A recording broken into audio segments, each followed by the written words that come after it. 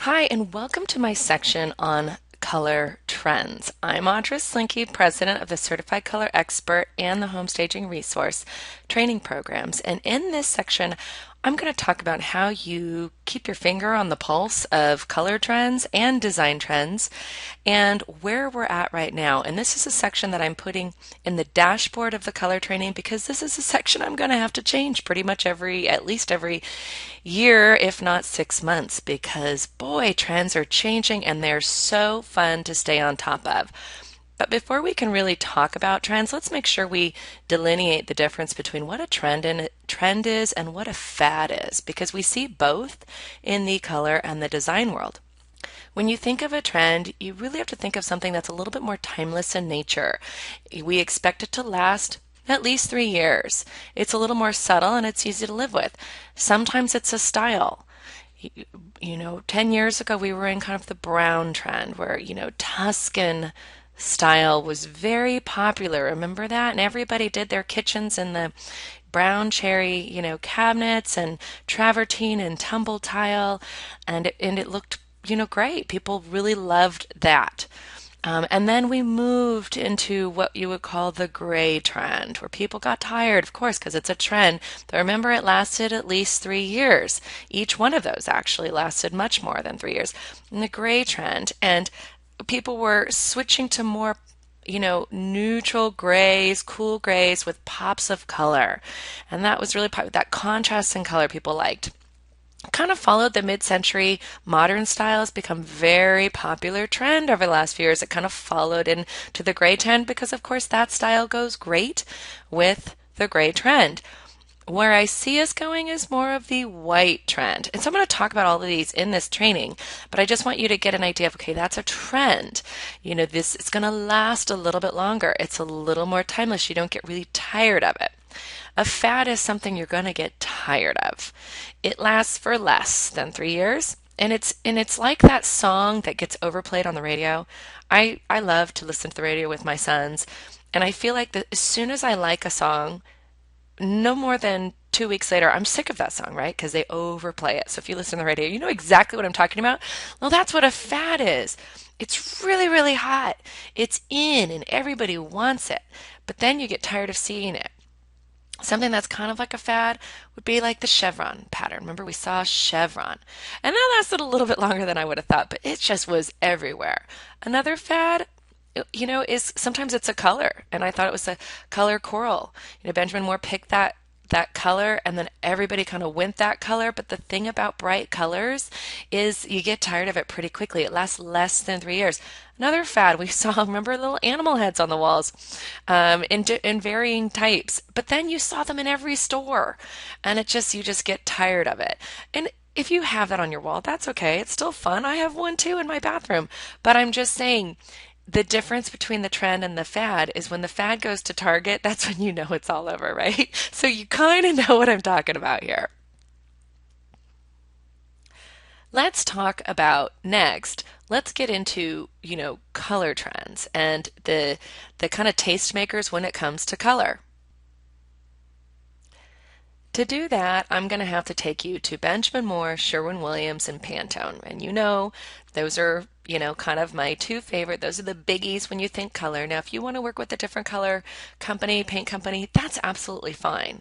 You're following the principles. You're going to connect with them locally, and then you're going to kind of become that go-to color expert for that, whether it's Dunn Edwards or Behr, or, I don't care. But you're going to take the concepts of what I'm showing you with Sherwin-Williams and Benjamin Moore, which I think are more universal, and relate them to your color business.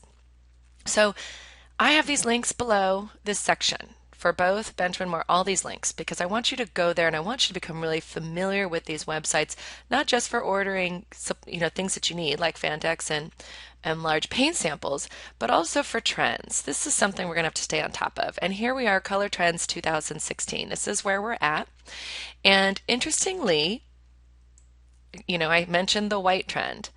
And color trend of the year, the color of the year for Benjamin Moore was simply white. And I think that I look at this as a reflection of the staging industry. I really do, because a lot of what we're seeing, staging's gotten very, very big, and a very hot, hot color, for staging is white. And why do we use that in staging? Obviously, we do it to expand the space.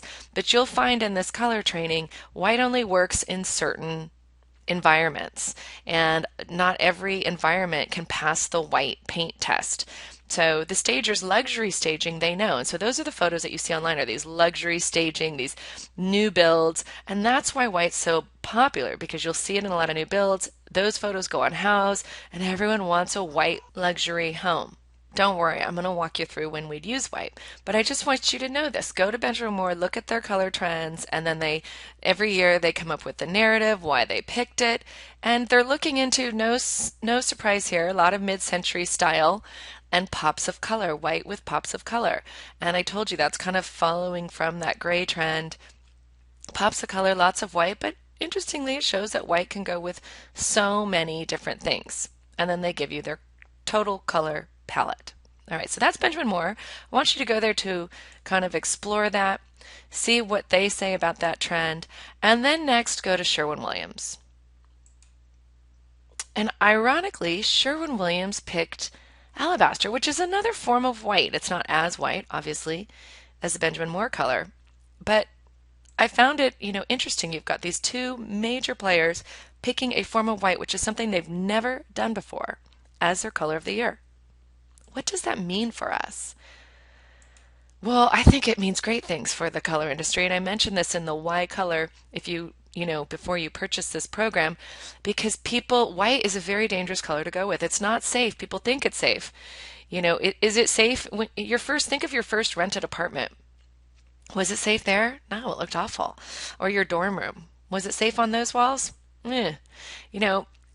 White, like anything, is going to get psychologically very boring. I see white on walls, obviously only when it works, only when it follows my preferences of when white works on walls, then it can trend. Otherwise, I see this as, people are going to get tired of this on their walls. It's very draining. But I just want you to know, so Sherwin-Williams, this is where you go. I have the links below where you can find their color of year, their narrative, other paired kind of neutrals. This is a very popular Sherwin-Williams color. I have an idea book on that if you want to see more. And of course, Wolskane. These are obviously the two real populars. And then they'll tell you a little bit more about it. So this is just the resources. So interestingly, these two main players picked white. And then finally, let's go to Pantone, because Pantone is the one that picks the color of the year. And Pantone went completely off the chart. They picked two colors of the year that's never been heard of, and they picked kind of a rose quartz and serenity. Interesting, right? Now, one would ask, maybe because the hot news of this last year, the fad news was Caitlyn Jenner, transgender. And so some have said that maybe this is Pantone trying to reflect the time and the day of, transgender equality. Who knows? We can read into this to the extreme. I did an interesting post on this in the Home Staging Resource blog, because I really think these colors reminded me of, you guessed it, the 80s, right? Remember Don Johnson? And in the 80s, we found these two colors all over the interiors. So I kind of show you the big chill. I'm going to be dating myself here, but look at these interiors. They were all over. I mentioned that we should have probably known this would come up, because ginger jars, which were really hot in the 80s, very traditional, thing, have become hot again in 2016. So here's more interiors and the way we design and colored spaces in the 80s. Oh, there's me and my dad and my parents' home. Notice the pale blue carpeting and the pink furnishings. Of course, who doesn't love Dynasty? And this is kind of representative of, the hottest movie of the year this year was the new Star Wars. So all these trends are remember, they all just kind of come into play from movie to pop culture to TV.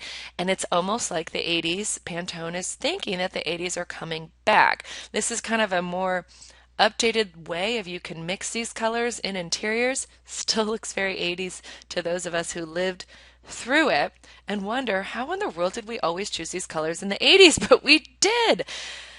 So where are we going to go? It's this interesting progression, right? I feel like the color stories in this world right now are very contrasting. So there's the story of the blended colors of Pantone, and then there's the story of the Benjamin Moore. And I have a tendency to think that our paint companies know a little bit more than Pantone when it comes to what people are buying in terms of paint, is the white backdrop with the pops of color or the pure neutral, because you can go either way with that. So those are kind of the two trending items. I think you're going to see a lot of styles with both, and a lot of it just depends on the style of the home, which we're going to talk about in the training. Whether it's, mid-century, whether it's modern, whether it's traditional, whether it's industrial, and each kind of design furnishing company has its own style. So, what I recommend, if you really want to stay on top of trends, a couple things you can do. Of course, in this training I'm going to recommend this a lot. Pinterest. I use Pinterest a lot to search. If you want to find out where color trends are going, just put in 2016 color trends and you'll see, this dichotomy of color palette from, 80s to the whites with the pops of color. It's really interesting. So this is just kind of, all the pins. There's a lot of interesting stuff that kind of comes out and where we're going to see it trend. Another great way to know kind of color trends is, I think, following the really big magazines, the big catalogs, because the furnishing companies have to really stay on top of trends way ahead of time. So, how do you do that? I have the link below here, don't worry, but I really recommend having those catalogs come to you in the mail. Just browsing through them really quickly, you're going to see some quick trends that come up. And my favorite catalogs, this is just a free place where you get it. It's a link where you can sign up if you don't already get these catalogs. And most of these places you'll also get trade discounts too, if they're in my designer discount area, or if you're a designer, you already know this. So Pottery Barn, Crate and Barrel, West Elm, Restoration Hardware, IKEA, Ballard Designs. These are all my favorite. This is kind of the quick reference of where you can sign up for all of these favorite catalogs. I wouldn't sign up for all of them. Some of them I don't really like, but some I do. So the ones, that you'll want to sign up for, the ones you get your discount to. Most of these you will get a discount to. So that's just a great resource for you. The link is below, and it's just so helpful for you to stay on top of not just color, but design trends. And I'm always writing, not always, but every once in a while I'll write about design trends. So over 2 years ago, I talked about staging trends I was seeing that were hot. Of course, outdoor living, and I featured photos of it. White kitchens, really hot, right? And so I kind of talked about the white trend coming in, starting with the white kitchen because everybody loves a white kitchen. So it was interesting. This was 2 years ago before Sherwin-Williams and Benjamin picked white, but you can kind of sometimes see this already because I keep my finger on the pulse and I look at those catalogs, I look at the design magazines, and I look at, Realtor.com to see what people want to see. I mentioned motifs like animal motifs, birds on display, white slip-covered chairs. Everybody loves those, of course, with contrast pops of color. So again, I mentioned the white trend coming in 2014, and here it is. Of course, gold and brass accents, those have come. And I'm wondering if that's more of a fad. We'll see, because we're seeing a lot of that. I mentioned it back in 2014, 2016. It's still hot, but I'm wondering if we're going to get tired of it, if it's going to be less than 3 years. Of course, I mentioned, purple, that was the color of the year way back then, and it's a luxury color, but that's more of a fad. So recognizing bright colors are more fad, where neutral colors can trend. In staging, I mentioned dual coffee tables that are in glass, acrylic, mirrored, to create a sense of space. Right now, what's really, really hot is the Crate and Barrel acrylic coffee table and the white tulip tables, right? So we've seen all of those super hot. And of course, I mentioned navy. The navy comeback. Well, mentioned it in 2014 before ginger jars really came back. Well, now they're really back in, and navy is still hot now. I'm wondering if that's going to be more of a fad than a trend. We shall see. So now we're working on 2 years of lots of navy still. And of course, the statement pieces. So I always have fun with this and mix matching chairs. And I'm going to be mentioning my 2016. So, stay tuned for that. And I'll, of course, keep you abreast. You're already going to know how to stay on top of the trends because you're going to have your catalogs. You know the color of the years. But let's look at some past trends. Sometimes it's easier to know where we're going to go forward by looking at where we were in the past. And ironically, these were the paints colors chosen for 2015.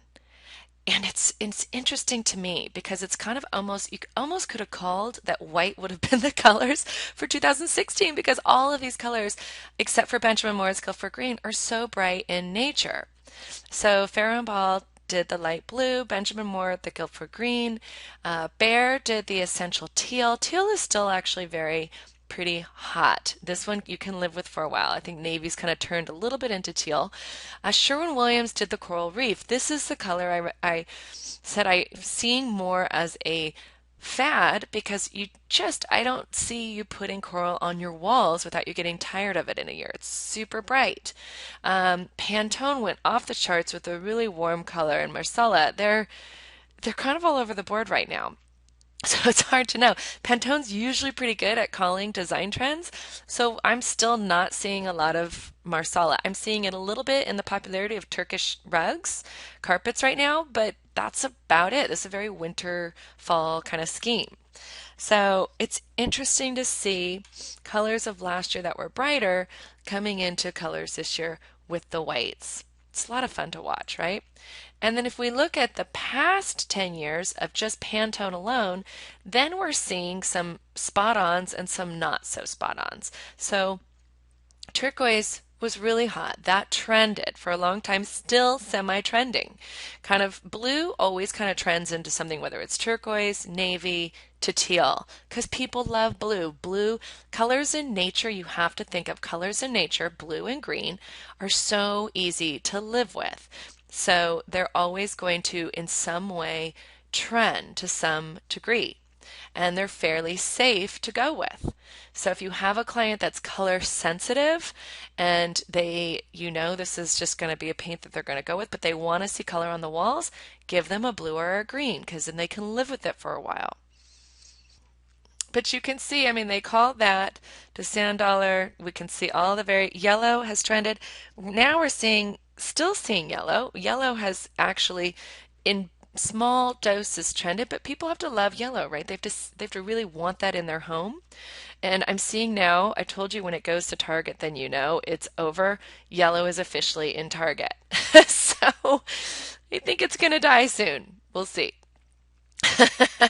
It's fun to speculate, right? Anyway, so that's kind of where you can see the past meets the present and the white trend you're pretty safe to go with. But remember, you're going to get into my rules of whites. It's the only time you're going to use whites on the walls and then moving forward. So I love this slide because it was this magazine asking designers to predict the 2015 color trend. So I found this one 2015. I haven't seen one for 2016 yet, but I just want you to look at these colors. Obviously, you see the different saturations, obviously the very different saturations here to here, and that's what you'll usually find. A client will either like a highly saturated or a muted saturated kind of color scheme. So that's what we want to narrow down. I'm going to walk you through in this training what direction a client's going to go, whether it's more muted, whether it's highly saturated. But at the end of the day, what do we take away from this slide? They're all over the board. These designers, they can't agree on any one color for our design trend. And I just think that's really funny because we can all speculate just like I did in 2014. And I'm proud to say I was kind of right on some of that. But, all of these designers are picking different colors. And who's right and who's wrong? Who's to say? Because at the end of the day, color is subjective. And while it does trend, because we can look at a decade and we can, like the 80s, the 90s, and the 70s and 60s, and we can pinpoint colors that really represent that decade, it's hard when you're in it to really pinpoint it. I think the decade of 2000 to 2010 will be marked by kind of the Tuscan, the brown trend. It eked out obviously towards the end. This decade's going to be marked by the gray and white trend with pops of color. Really interesting, right? I love it. So I think you're safe to go that way. And we're going to talk about a lot of those favorite colors in the following modules, but keeping your finger on that pulse is essential. Order those catalogs below so you can always not just know the color trends, but the design trends. So at the end of the day, how do we work our trends with our client? If you have a color sensitive, well, at the end of the day, I think it's always best to pick timeless finishes and large furnishings that fit the architecture of the space. So, white kitchens, marble countertops, white or gray, different colored subway tiles. That's very timeless. Yes, it can seem boring, but it allows the client flexibility. Unless the client's the kind of client that is into the on-trend stuff and they're going to be remodeling their kitchen every 10 years. Great. We'll come back every 10 years, won't we? Anyway, but if they're not that client, and I'm assuming they're not, most people don't, then pick timeless finishes and go also with timeless large furnishings, slip-covered couches, gray couches, large things that allow for some flexibility, especially in whites and off-whites in the home and practicality. Because why? It allows flexibility in their design and their color scheme. You guys know any bright color will grow tiring unless it's in small doses. Love bright colors in smaller rooms, like the children's rooms, because we can repaint those, right? Children grow up. So our baby colors are going to be different than our toddler years and our, child years and our teen years.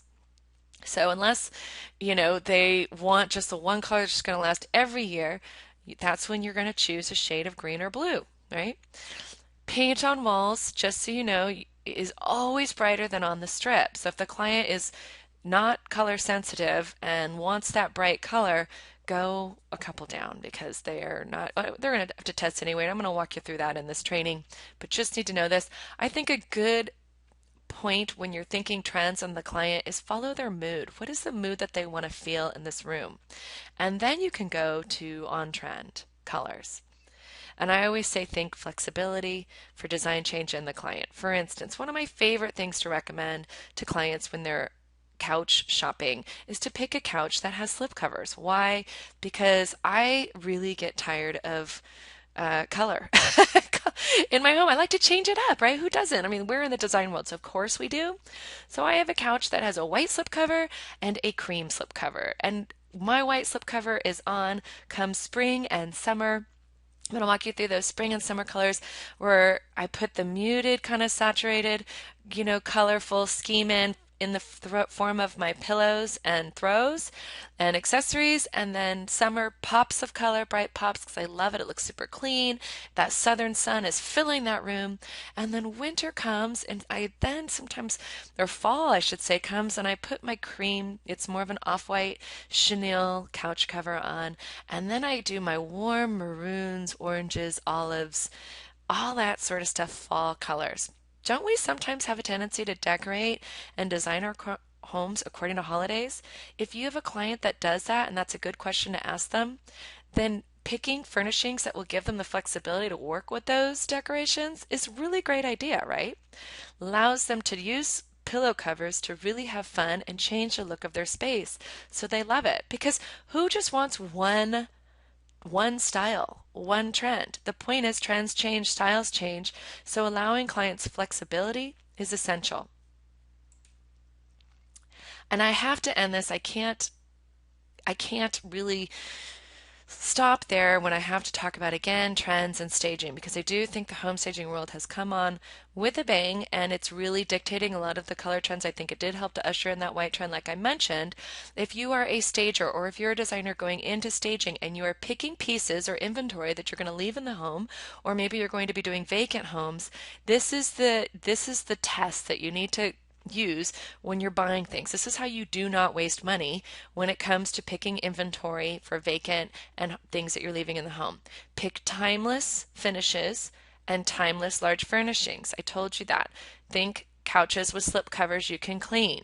Whites and grays. Gray is nice because it gets less dirty, but whites are always going to look better and expand the space when the white fits. Choose pieces that have shine. Think mirror, glass, texture, very little visual weight. Don't think heavy, and are neutral. If you do a living room in a completely, when I say neutral, you think a pure undertone, whether that's a linen or yellow undertone or a green undertone, the whole thing, or just pure black and white with pops of color, you're absolutely fine because these are inventory pieces that are going to go with everything. So think acrylic, mirrored, or glass tables, white furry pillows, rugs, and throws, or cream because it's textured, going neutral. And then you can also layer with on-trend pieces in the forefront, like colored garden stools or this, sun mirrors, which have been very almost fad-like because now we're not seeing them as much. X benches, little things like that. You can layer what's on trend in terms of design pieces. And then that's where you can add a little bit of color without the expense. I actually say go completely neutral on your furnishings, your larger, more expensive furnishings, and then go maybe little bit of color in your pillows and your throws. That's it. And here's my best tip for bedrooms, kitchens, and bathrooms. Go pure white. White speaks to clean and sterile and fresh. And that's what we want buyers to think when they walk in those spaces. Go white bedding, white towels, white dishware. And you may say, where do I find the best white towels? Target's still the best place for white towels. One of my friends who has the biggest staging warehouse probably in the country still just gets his white towels at Target. So there's no high discount for that. White dishware. I know that's boring, right? You can go more luxury dishware in luxury homes, but I say when you go white, it's just going to work in every home. And that's my goal is you're putting in things that go in every home so that your inventory does not get stale or old. So those are just my tips. If you're just here for color consultations, you don't really need this, but it's just good for you to know. And you might want to recommend this to your clients because when they have white as their core pieces for kitchen, bedding, and bath, then they can accent with different colors, again, going with that timeless finishes that works with the colors and then just has fun with it. Thanks so much for journeying with me through trends. I know it's hard to put our finger on exactly where we're going in the future, and obviously no one has that crystal ball. So that's why going through this training and really understanding and listening to the client and the home are really the starting points, and then moving to mood. So we'll talk about that throughout the training, but now you know with the trends, connect with those catalogs, bookmark the Sherwin-Williams, Benjamin Moore, Pantone, and that way, and have fun kind of exploring those websites so you can further understand kind of trends and where your area and demographic is in regards to those trends. Thanks.